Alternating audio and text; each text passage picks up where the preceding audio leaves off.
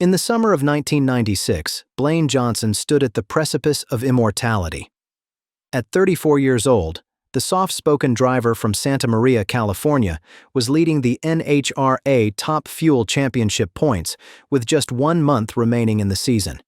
He had made the sport's ultimate jump, from four-time top alcohol dragster champion to the elite Top Fuel division, and in just 3 seasons, he had made it clear that he belonged among the gods of drag racing. His final pass would last just 4.61 seconds. It would also be his last. The story of Blaine Johnson begins not at the drag strip, but on a farm in Sisquoc, where a young boy and his older brother Alan learned the meaning of work before they learned to drive. The Johnson family didn't have money or connections. They had only an unshakable work ethic forged in the California countryside, where chores came first and fun came second. On their farm, miles from the nearest neighbor, Blaine and Alan grew close, not just as brothers, but as best friends bound by shared labor and shared dreams. When they played hard. When they worked, they gave everything. That same philosophy would define their racing careers when they eventually stepped into the world of competitive drag racing in the late 1980s. Starting with top alcohol dragsters, the premier methanol-burning division and the stepping stone to Top Fuel, Blaine as driver and Alan as crew chief became an unstoppable force. In just their second national event ever, they won at the prestigious Gator Nationals. What followed was a dynasty unlike anything drag racing had seen. Between 1990 and 1993, Blaine Johnson captured 4 consecutive top alcohol dragster championships. He amassed 26 national event victories, a record that would stand for years. This wasn't luck or favor. This was the inevitable result of 2 brilliant minds, one behind the wheel, one beneath the engine, working in perfect synchronization. But Blaine's ambitions burned hotter than most. The top alcohol division was his proving ground, not his destination. In 1994, at the age of 32, he earned his Top Fuel competition license and made the leap to the sport's highest octane class. Top Fuel dragsters are not normal vehicles.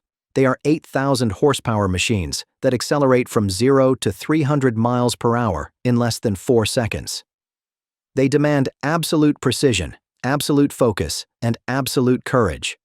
Most drivers spend years acclimating to this new world. Blaine Johnson adjusted in months. The first 2 years were a learning curve. He struggled to qualify for some races, his team fine-tuning the delicate balance of tuning and driving required to master the fuel dragster. But in 1995, at the prestigious NHRA finals in Pomona, they broke through, defeating Larry Dixon in the final with a career-best 4.68-second run to capture their first Top Fuel national event victory. The message was unmistakable. Blaine Johnson was not a visitor to Top Fuel. He was a threat. The 1996 season exploded with possibility. Blaine Johnson arrived at the track each weekend with a singular obsession: winning the Top Fuel championship.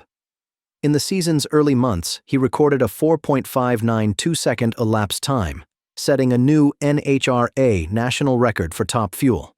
By mid-season, he had won 4 national events. More importantly, he had accumulated enough points to seize and maintain the points lead. He was chasing history, and the entire racing world was watching. His chief rival was Kenny Bernstein, the legendary King of Speed, a 6-time NHRA champion with decades of experience in both funny car and Top Fuel racing. Bernstein was formidable, proven, and desperate to capture another championship. But Blaine Johnson was something Bernstein had not fully anticipated: a genuine prodigy who was peaking at precisely the right moment. Week after week, race after race, Blaine accumulated points. He was the points leader in April. He remained the points leader in August. The odds-on favorite to win the championship, many observers believed, was not the legendary Bernstein, but the young phenomenon from California who seemed destined for multiple titles. The U.S. Nationals at Indianapolis Raceway Park, held annually since 1953, is drag racing's most prestigious event. It is called the Big Go, and it carries the highest points of any event on the NHRA schedule. It is where champions are crowned, where legacies are cemented, where extraordinary performances are remembered for decades. In 1996, The U.S. Nationals represented Blaine Johnson's best opportunity to secure the points lead so decisively that the championship would essentially be his to lose in the final races of the season. The date was August 31st, 1996. The time was Saturday afternoon. The event was the second round of qualifying for the U.S. Nationals. Blaine Johnson sat in his Travers Tool dragster, a machine built by Brad Hadman and powered by a supercharged Hemifev 8 running on liquid nitromethane, and prepared to make a run down the quarter mile. This was not an elimination round. This was pure qualifying, the opportunity to establish the starting grid for the head-to-head battles that would begin the following day. But Blaine had something to prove. The number one qualifying position remained up for grabs. To secure it, he would need to run quick enough and fast enough to claim the top spot. At the starter's signal, Blaine fired the engine. The sound was apocalyptic, a roar that echoes only in the realm of top-fuel drag racing, a frequency that can be heard miles away. The dragster exploded off the line, launching toward the first 200 feet of the track with the acceleration of a fighter jet. The run was extraordinary. His Travers Tool dragster carved down the quarter mile, the rear tires expanding and gripping, the downforce from the massive rear wing pressing the car to earth with thousands of pounds of force. The engine burned fuel at an impossible rate, nearly 4 gallons per second, raw power being converted into straight-line acceleration. Blaine's final pass would clock in at 4.61 seconds and 309 miles per hour. It was a track record. It was breathtaking. It was nearly perfect, but it was also catastrophic. Near the finish line, as the dragster approached 300 miles per hour, something inside the engine let go. A connecting rod bolt, a tiny piece of hardened steel, no larger than a finger, bearing stresses that would pulverize ordinary metal, experienced a microscopic fracture. The bolt shattered. The connecting rod lost its anchor. In the space of a millisecond, 8,000 horsepower became chaos. The connecting rod, now uncontrolled, punched through the engine block with devastating force. The breach in the engine block released a violent explosion of compressed gases, metal, and fuel vapor. Shrapnel erupted from the engine, and what the shrapnel struck were the rear tires, massive Goodyear slicks, specially designed for top fuel, inflated to withstand hundreds of pounds of force per square inch. The razor-sharp fragments cut into the rubber with the precision of a surgeon's scalpel. Both rear tires exploded simultaneously. In an instant, Blaine Johnson lost traction. More critically, he lost downforce. The massive rear wing mounted above those rear tires, a structure designed to press the dragster to the pavement with tremendous force at high speed, was sheared away from the chassis by the thick rubber of the exploding tires. The dragster was now a passenger. Blaine Johnson, gripping the wheel at 300 miles per hour with no rear tires, no rear wing, and no aerodynamic control, watched helplessly as the machine became unguided. The dragster drifted toward the left guardrail, the outer wall of the shutdown area. It made contact. The impact was tremendous, but the car rocketed onward. It crossed the track. It struck the right guardrail with equal violence. The second impact sealed Blaine Johnson's fate. He was slammed with force that measured in hundreds of Gs. His helmet, despite its reinforced design, could not protect his skull from the trauma of a 300-mile-per-hour collision. Head injuries, the medical team would later determine, were unsurvivable. Blaine Johnson was airlifted to Methodist Hospital in Indianapolis. He arrived there with critical head trauma and massive internal injuries. On the operating table, surgeons fought to save him. But the laws of physics were unforgiving. The injury was too severe. The damage too complete. Blaine Johnson, the 26-time national event winner, the 4-time top alcohol champion, the points leader in the Top Fuel Championship, was pronounced dead at 5:17 p.m. He was 34 years old. The NHRA had not lost a top fuel driver to an on-track accident in 25 years, since Pete Robinson was killed at the 1971 Winter Nationals in Pomona. Now, inexplicably, in a single afternoon at Indianapolis, that tragic streak had ended. The shock that rippled through Indianapolis Raceway Park was suffocating. Blaine Johnson had been the favorite. He had been the points leader. He had been one of the sport's brightest lights. In 4 seconds, that light was extinguished. The second and third qualifying rounds were canceled. The racing community, stunned and grieving, could barely process what had happened. Drivers and crew members wandered the pits in a state of disbelief. Legends like Don Prudhomme, the Snake, walked down to the crash site to understand what had occurred. What Prudhomme saw was a destroyed dragster and the confirmation that one of drag racing's finest had been killed. But the tragedy would not end there. The following day, September 1st, 1996, during an exhibition run of Top Fuel motorcycles at the same Indianapolis Raceway Park, Top Fuel motorcycle legend Elmer Trett, one of the greatest motorcycle drag racers in history, and the first rider to break the 200, 210, 220, and 230 miles per hour barriers, was making a pass at 232 miles per hour when he was thrown from his machine in the shutdown area. He somersaulted violently across the track, crossing the path of competitor Tony Lang before coming to rest in the sand trap. Elmer Trett, the holder of the 10 fastest motorcycle speeds in NHRA history, was pronounced dead at the scene.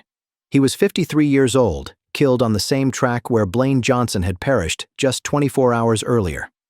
In the space of a single weekend, the NHRA had suffered 2 on-track fatalities. It was, quite possibly, the darkest period in the organization's decades-long history. It was a weekend that would be remembered not for records set or championships decided, but for the price of speed in its purest, most devastating form. But the story of Blaine Johnson does not end with his death. It lives on, immortally, through his brother Alan. Alan Johnson, the crew chief who had guided Blaine to 4 straight championships in top alcohol, was devastated. He was working on another team's car at the track when he heard the news.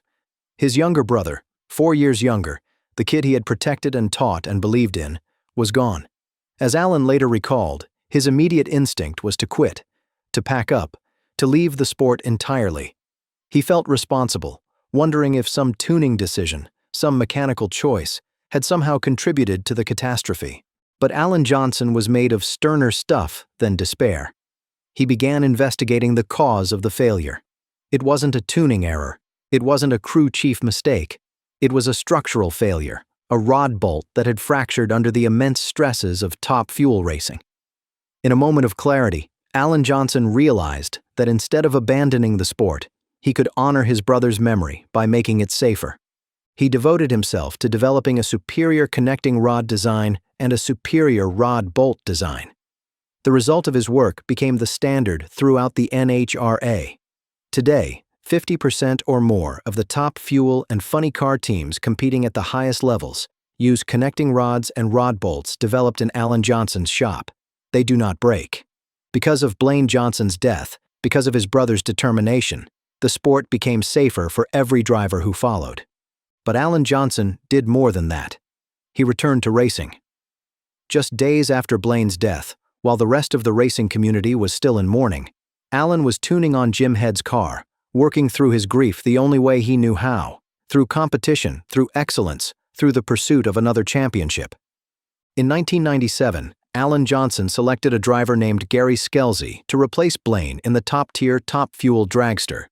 Gary Skelsey had been a successful driver in alcohol dragster and funny car circles, but he had never competed in Top Fuel at the national level.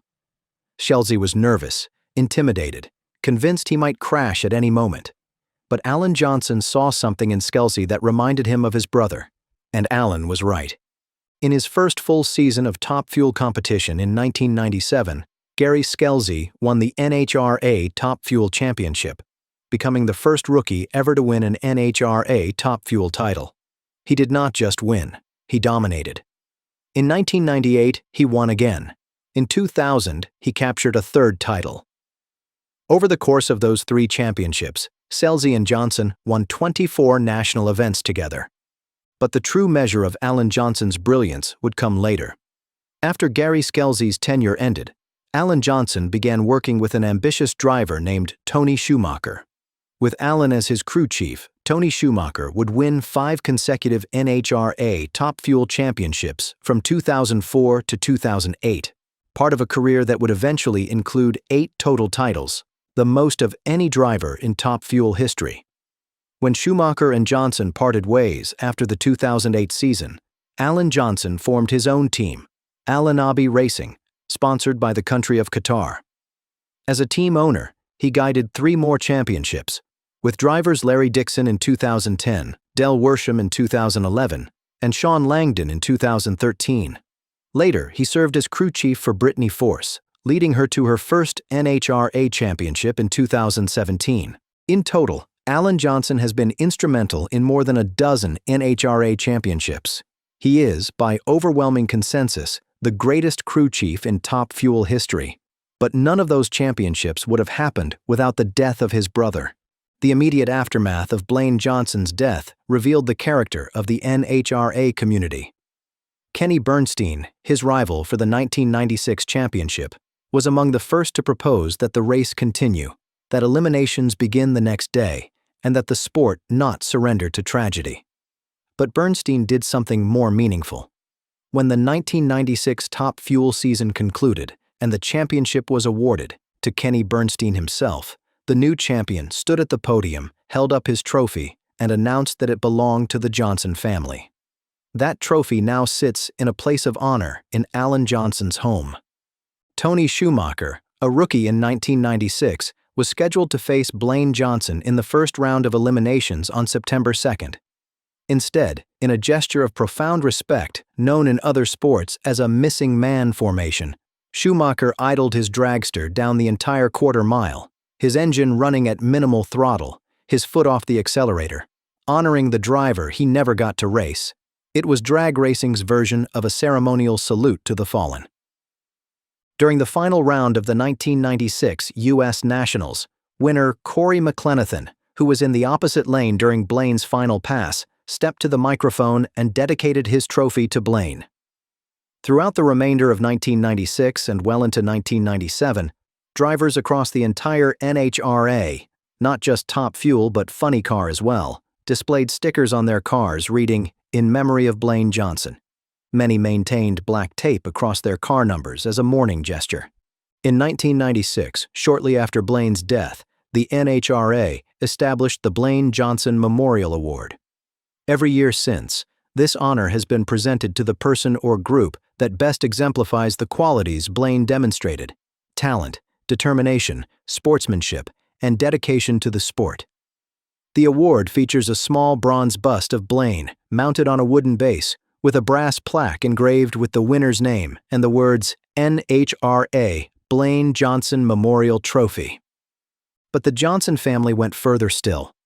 Alan Johnson and Blaine's parents established the Blaine Johnson Memorial Foundation, dedicated to preserving his memory and supporting education in the field he loved. The foundation has donated over $500,000 in machinery and scholarships to Allen Hancock College in Santa Maria, California, particularly to its automotive technology program. Every year, following the NHRA finals in Pomona, the Johnson family hosts the Blaine Johnson Memorial Golf Tournament, an event that raises funds for the foundation and keeps his spirit alive within the racing community. What Blaine Johnson might have accomplished remains one of drag racing's most tantalizing what-ifs. He was leading the points in 1996 with 5 races remaining. Kenny Bernstein would ultimately edge him for the championship, but Blaine had demonstrated that he could compete at the highest level against the best drivers in the sport. He had recorded the fastest Top Fuel national record at the time of his death. He had shown no signs of plateauing. Alan Johnson himself has stated, with certainty born of intimate knowledge, that Blaine would have won every championship that Gary Scelzi won, at minimum. Given the quality of his driving, the chemistry with his crew chief brother, and his relentless hunger to win, it's reasonable to believe Blaine Johnson might have been one of the greatest Top Fuel champions in NHRA history. Instead, he remains a phantom, a memory, a brilliant promise cut short by a fraction of steel no larger than a finger. But Blaine Johnson's legacy endures. Every safe connecting rod and rod bolt on a Top Fuel dragster today is a testament to his sacrifice. Every driver who walks away from a crash they might not have survived, thanks to improved safety measures discussed and implemented in response to his death, walks away because of Blaine Johnson. Every championship won by Alan Johnson, every victory by Tony Schumacher, every trophy lifted by the other incredible drivers Alan Johnson has guided, carries with it the fingerprints of a 34-year-old champion whose name is forever etched into the foundation of modern NHRA. Blaine Johnson's final pass lasted 4.61 seconds. In those 4.61 seconds, he set a track record. In his 34 years, he proved himself a four-time champion. And in his death, he changed drag racing forever.